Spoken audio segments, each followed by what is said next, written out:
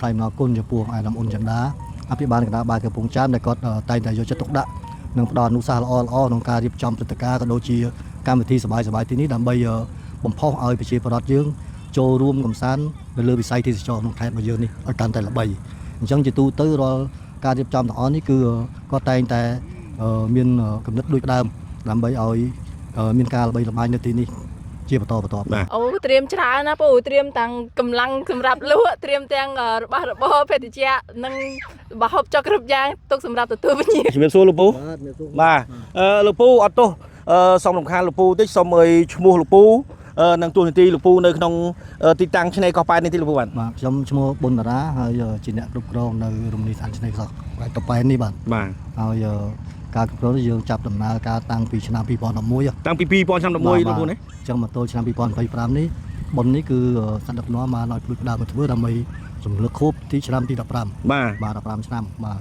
trong cá điệp trong tất cả ní cứ dương sẽ không làm miếng nhiêu thì cho control chna hay miếng chấm nuônประมาณ ថ្ងៃ ដែរ លពូ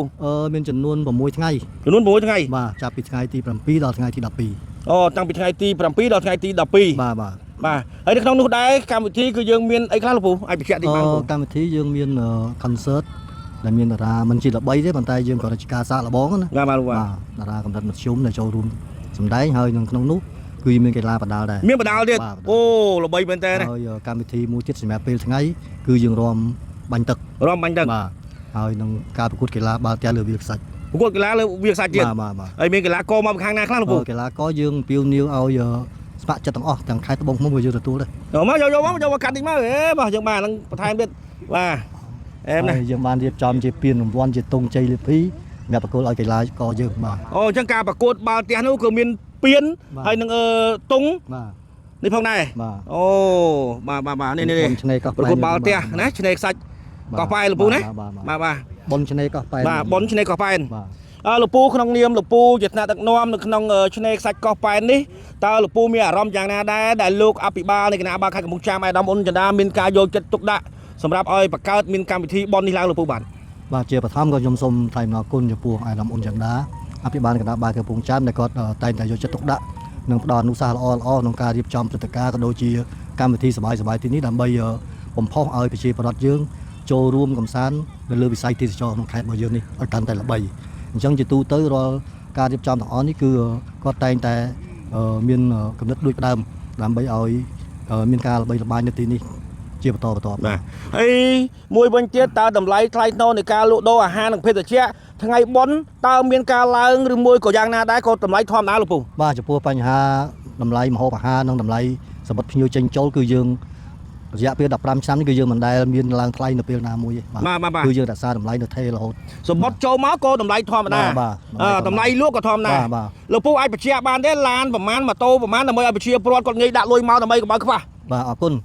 សម្រាប់មនុស្សដើរដោយគ្មានមធ្យោបាយគឺយើងយក2000ម្នាក់2000រៀលទេបាទ2000រៀលហើយសម្រាប់អ្នកដែលមានមធ្យោបាយម៉ូតូយើងយក2នាក់និងម៉ូតូនឹង5000បាទហើយឡានមួយគ្រឿង10000ដែលមានមនុស្សនៅក្នុងនោះដែរអូចង់ជី10 20នាក់ជីទៅអត់ទេ5នាក់ណាអូយ៉ាងមកឡានល្មមហ្មង10000ឡានតូចវា5នាក់វាអស់ហើយបាទយើងថែអាសាការពារជូនគាត់ទៀតមិនអញ្ចឹងលោកបាទហើយជាចុងក្រោយលោកពូមានអ្វីផ្ដាំផ្ញើទៅដល់បងប្អូនប្រជាពលរដ្ឋទាំងក្នុងខេត្តកំពង់ចាមទាំងអ្នកតាមបណ្ដាលខេត្តនេះឲ្យលោកអញ្ជើញមកចូលរួមក្នុងកម្មវិធីបុណ្យឆ្នេរខ្សាច់កោះប៉ែនយើងយ៉ាងម៉េចអត់ពូខ្ញុំសូមអំពាវនាវហើយក៏សូមអធិស្ឋានពីបងប្អូនភ្ញៀវទេសចរទាំងអស់ដែលបានចូលរួមកំសាន្តគ្រប់គ្រងឆ្នេរខ្សាច់កោះប៉ែននេះសូមមេត្តាជួយទៅយ៉ាងម៉េចរក្សាបរិស្ថាននិងអនាម័យបាទព្រោះពេលបុណ្យទានគឺយើងតែងតែមានថង់សម្រាប់ចែកជូនគាត់ហើយតែសូមឲ្យគាត់ចូលរួមដាក់សម្រាប់ក្នុងថង់ឲ្យយើងហើយទី2ពេលកូនចៅលេងទឹកឲ្យគាត់ជួយសហការមួយសន្តិសុខយើងផងដើម្បីជួយមើលទាំងអស់គ្នាព្រោះភ្ញៀវច្រើនជាងសន្តិសុខអញ្ចឹងទៅយើងជួយមើលដែរហើយទី3ក៏សូមអំពាវនាវឲ្យបងប្អូនដែលនៅឆ្ងាយជិតក្រៅក្នុងខេត្តទាំងអស់សូមអញ្ជើញមកកំសាន្តចុះគឺយើងមិនមានថ្លៃទេបាទអរគុណច្រើនលោកពូបាទអរគុណច្រើនមានសួរចែបាទចែមានអារម្មណ៍យ៉ាងណាដែរពេលដែលលោកអភិបាលខេត្តកំពង់ចាមអាយដាមអ៊ុនចន្ទារៀបចំឲ្យមានកម្មវិធីបុណ្យឆ្នេរខ្សាច់កោះប៉ែននៅថ្ងៃខាងមុខថ្ងៃទី7នេះចែការសម្រាប់អារម្មណ៍ខ្ញុំតគឺសប្បាយចិត្តខ្លាំងបងនៅពេលដែលលោកអភិបាលខេត្តលោកពូគាត់មានការយកចិត្តទុកដាក់ចំពោះប្រជាជនយើងបងប្អូនយើងក្នុងការរៀបចំនេះដើម្បីឲ្យ chiều tới cho còn bạn đăng cho ra cả là bằng cái lại nó thôi ơi cái lại nó miền phép tẹt tên cho nó bằng បាទហើយមើលវិញទៀតចែនៅថ្ងៃខាងមុខនេះគឺជាថ្ងៃបនឆ្នេរខ្សាច់កោះប៉ែនហ្នឹងតើការលក់ដូរតម្លៃរបស់យើងតើមានការឡើងថ្លៃឬក៏លក់ធម្មតាយ៉ាងម៉េចដែរចែ มันមានការឡើងថ្លៃទេបងដោយសារតែយើងនៅខាងមុខនេះមានតារាងសម្រាប់មេគាត់រៀបចំតម្លៃគឺអត់ឲ្យខុសពីតម្លៃមេដែលគាត់រៀបចំទេចាដោយការយើងឆ្លងកាត់ពីការត្រួតពិនិត្យរបស់មេដែលគាត់រៀបចំនៅកន្លែងនេះអញ្ចឹងមិនឲ្យពួកយើងធ្វើអ្វីដែលខុសពីកលការរបស់មេរៀបចំទេបងបាទហើយកញ្ចុះបោះចែហើយកន្លែងរមណីយដ្ឋានបោះចែហ្នឹងទីតាំងនេះគេហៅឈ្មោះអីដែរចាសូមបញ្ជាក់តិចមក ទីតាំងសម្រាប់អាហារដ្ឋានរបស់ខ្ញុំផ្ទាល់នេះបើចំពោះទីតាំងគឺហាងដែលរមណីយដ្ឋានភាសាកោះប៉ែនប៉ុន្តែសម្រាប់ខ្ញុំជាអ្នកលក់ឈ្មោះហាងរបស់ខ្ញុំអាហារដ្ឋានហាងកោះប៉ែនដួងចិត្តអូ កោះប៉ែនដួងចិត្តណាអូកោះប៉ែនដួងចិត្តព្រោះណាអញ្ចឹងមានអ្វីសំណុំពរជាសារតាមផ្ញើដល់បងប្អូនប្រជាពលរដ្ឋយើងទីចិត្តទីឆ្ងាយឲ្យចូលមកកំសាន្តយ៉ាងណាដែរចា៎ ចំពោះខ្ញុំផ្ទាល់ខ្ញុំសូមសំណូមពរដល់បងប្អូនទាំងអស់គ្នាចូលរួមឲ្យបានច្រើនហើយជាពិសេសមកដល់កោះប៉ែនរមណីយដ្ឋានទីកោះប៉ែននឹងហើយកុំភ្លេចចូលមកហាងយើងខ្ញុំទៀតឈ្មោះហាងកោះប៉ែនដួងចិត្តហាងកោះប៉ែនដួងចិត្តណាមានម្ហូបឆ្ងាញ់សេវាល្អតម្លៃសមរម្យបាទហើយជាចុងក្រោយមានអ្វីថ្លែងអំណរគុណទៅដល់លោកអភិបាលខេត្តបន្តិចទេជាលោកជាចុងក្រោយបងចាជាចុងក្រោយខ្ញុំសូមអរគុណលោកអ៊ំលោកពូដែលអភិបាលខេត្តដែលលោកយកចិត្តទុកដាក់ ចំពោះប្រជាជនបងប្អូនទាំងអស់គ្នានឹងការរៀបចំរមណីយដ្ឋាននេះដើម្បីឲ្យពង្រឹងមួយថាតំបន់ទេសចរកាន់តែល្បីអញ្ចឹងទៅរៀបចំឡើងអញ្ចឹងធ្វើឲ្យបងប្អូនហៅថាភ្ញៀវទេសចរគាត់បានដឹងច្រើនអញ្ចឹងទៅការផ្សព្វផ្សាយធ្វើឲ្យតំបន់ទេសចរខេត្តរបស់យើងកាន់តែល្បីកាន់តែរីកចម្រើនកាន់តែអភិវឌ្ឍបាទជំរាបសួរបងបាទហើយបងឃើញថ្ងៃនេះរវល់ទេអត់ទៅរវល់ទៅដល់ថ្ងៃ បនទានធំដុំបានរវល់ណាបងជាម្ចាស់រមណីយដ្ឋានកញ្ចុះឈ្មោះអីដែរបងឈ្មោះអ៊ីហ៊ុនបាទខាងមុខជំនួសកប៉ែនបាទហើយបងមានអារម្មណ៍សប្បាយរំភើបរីករាយយ៉ាងណាដែរដែលលោកអភិបាលខេត្តកំពង់ចាមឯកឧត្តមអ៊ុនចិន្តាបានរៀបចំឲ្យមានបនកម្មវិធីឆ្នេរខ្សាច់នៅលើឆ្នេរខ្សាច់កោះប៉ែនយើងនៅថ្ងៃខាងមុខនេះបាទខ្ញុំមានចិត្តសប្បាយរីករាយដែលអភិបាលខេត្តបានរៀបចំកម្មវិធីនៅឆ្នេរកោះប៉ែនបាទដើម្បីយើងបានលក់ដាច់ទេបាទហើយបងមួយទៀត តើតម្លៃនៃការលក់របស់យើងតើយើងមានការឡើងថ្លៃអីខុសពីថ្ងៃធម្មតាដែរទេបងអត់មានឡើងថ្លៃតម្លៃធម្មតាជារាល់ថ្ងៃចឹងតម្លៃធម្មតាមានដាក់ចំនួននៅលើ menu ហ្នឹងទេបងមានដាក់តម្លៃនៅក្នុងមនុយហ្នឹងមកដាក់តែម្ដងបាទអញ្ចឹងអត់មានកោអត់មានអីទេបងណាអត់មានកោទេតម្លៃសមរម្យធម្មតាបាទហើយមួយវិញទៀត បងមានការអំពាវនាវទៅដល់បងប្អូនប្រជាពលរដ្ឋយើងក្នុងខេត្តកំពង់ចាមនិងតាមបណ្ដាខេត្តនានាឲ្យមកចូលរួមកំសាន្តនៃកម្មវិធីបនឆ្នេរខ្សាច់នៅថ្ងៃទី 7 ហ្នឹងទេបងបាទខ្ញុំសូមអំពាវនាវបងប្អូនដែលមកចូលរួមក្នុងកម្មវិធីបនឆ្នេរខ្សាច់កោះប៉ែននៅថ្ងៃទី 7 ដល់ខែ 12 បាទហាងបងឈ្មោះអីបញ្ជាក់ម្ដងទៀតហៅភ្ញៀវឲ្យចូលមកដាក់ស្នេហ៍គាត់តិចទៅបាទបញ្ជាក់មកឈ្មោះមាត់រត់ចំនួនកោះប៉ែនឈ្មោះចាហាងមួយអ៊ីហ៊ុនបាទតម្លៃសមរម្យអត់មានការឡើងថ្លៃទេ សេវាល្អម្ហូបឆ្ងាញ់ទេបាទសេវាល្អម្ហូបឆ្ងាញ់អនាម័យល្អអូខេអរគុណច្រើនបងណាងល្អបាទអូន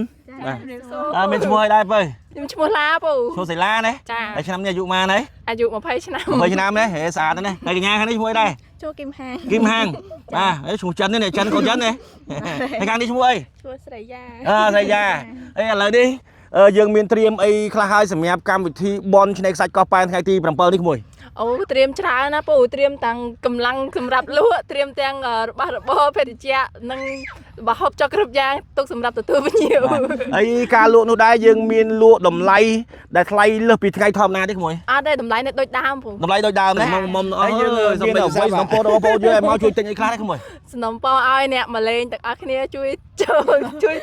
ទិញតោបងខ្ញុំឲ្យបានច្រើនតោយើងមានឈ្មោះដែរឈ្មោះស្រីឃឹមបុកលហុងកោះប៉ែនអាហារស្រីឃឹមបុកលហុងកោះប៉ែនអាហារឆ្ងាញ់ណាតម្លៃថោកសមរម្យគឺអត់មានការលក់ដូរឡើងថ្លៃឡើងអីទេបាទអរគុណច្រើនក្មួយបាទជំរាបសួរចែបាទហើយមានអារម្មណ៍រំភើបនិងសប្បាយរីករាយយ៉ាងណាដែរដែលលោកអភិបាលខេត្តបានរៀបចំឲ្យមានកម្មវិធីបនឆ្នេរខ្សាច់នៅលើឆ្នេរខ្សាច់កោះប៉ែននេះចែសប្បាយចិត្តខ្លាំងទេខ្លាំងអញ្ចឹងហើយយើងមានរៀបចំបន្ថែមឬមួយក៏បន្ថែមអីការលក់ដូរទៀតទេសម្រាប់ថ្ងៃទី 7 នេះថែមយើងថែមអវ៉ាន់ធៀមអីខ្លះអញ្ចឹងរៀបចំត្រៀមរួចហើយហើយយើងមានការលក់ដូរនេះយើងគិតថាកម្មវិធីបននេះយើងមានឡើងថ្លៃតម្លៃភេទជ្ជៈអីខុសពីធម្មតាដែរទេអត់ទេបងធម្មតាខ្ញុំដាក់ផ្លាកអូយើងដាក់ផ្លាករួចទេណាដាក់ផ្លាកហើយយើងដាក់តម្លៃតាមនឹងអស់ហើយត្រាគាត់ចេញឲ្យយើងទៀតអញ្ចឹងបានន័យថាគេមានចេញតម្លៃបងប្អូនក្រុមការងារនេះ បងប្អូនប្រិយមិត្តទស្សនិកជនគឺតម្លៃអត់មានថ្លៃលើខាងក្រៅទេចង់ថោកជាងខាងក្រៅផងបងប្អូននេះសិតតែភេទជ្ជៈឆ្ងាញ់មកកំប៉ុងមិនលើសពី 6000 ទេអូបងប្អូននេះតម្លៃសមរម្យបាទល្អមែនតើបងប្អូននៅលើឆ្នេរខ្សាច់កោះប៉ែនកម្មវិធីថ្ងៃទី7រហូតដល់ថ្ងៃទី12រយៈពេល5ថ្ងៃដល់12 13 12ចំនួន5ថ្ងៃអញ្ចឹងចាយមានអ្វីថ្លែងអំណរគុណទៅដល់លោកអភិបាលខេត្តហើយព្រមទាំងអំពាវនាវដល់បងប្អូនប្រជាពលរដ្ឋយើងឲ្យចូលកំសាន្តលេងយ៉ាងណាដែរបាទ ខ្ញុំសូមអរគុណបាខេតមកដែលគិតគូរកន្លែងក្បាលកោះយើងព្រំនីឋានក្បាលកោះយើងហ្នឹងសូមអរគុណគាត់ដែលគាត់ចេះនឹកឃើញប្រជាជនលក់ដូរអីចឹងឲ្យភ្ញៀវមកច្រើនខ្ញុំមានអីទេមានតែដៃលើកអរគុណគាត់តែប៉ុណ្្នឹងហើយមានអ្វីជូនពរលោកអភិបាលខេត្តជាចុងក្រោយទេបង សូមឲ្យគាត់សុខសប្បាយហើយគាត់ថ្នាអ្វីបានដូចនងអត់ទៅប៉ុនចេះមានអ្វីបន្ថែមលើសពីនេះសម្រាប់ឲ្យបងប្អូនប្រជាពលរដ្ឋយើងមកលេងកាន់តែច្រើនក្នុងរមណីយដ្ឋានកោះប៉ែនយើងថ្ងៃទី7ខែមីនាខាងមុខនេះដែរទេបាទ ឲ្យមកភ្នំពរច្រើនមក ច្រើនណាស់បាទរីករាយទាំងអស់គ្នាបាទអរគុណច្រើនចា៎បាទ